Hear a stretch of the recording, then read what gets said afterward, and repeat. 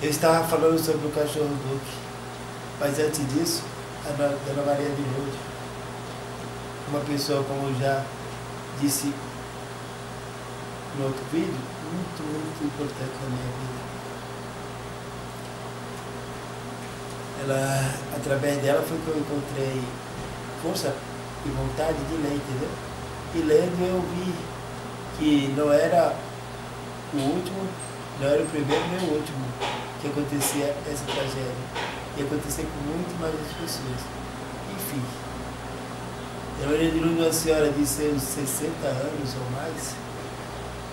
Toda semana eu ia em casa, apesar da dificuldade dela na idade, mas me dava um ânimo tremendo. Muito gente fina. Um dia ela trouxe a Dona Sônia, uma colega dela também. Vieram muitas vezes. Depois, não sei por que exatamente, ela sumiu. Desculpa, voltando atrás. Depois do certo tempo, ela sumiu. Aí eu encontrei com a Dona Sônia.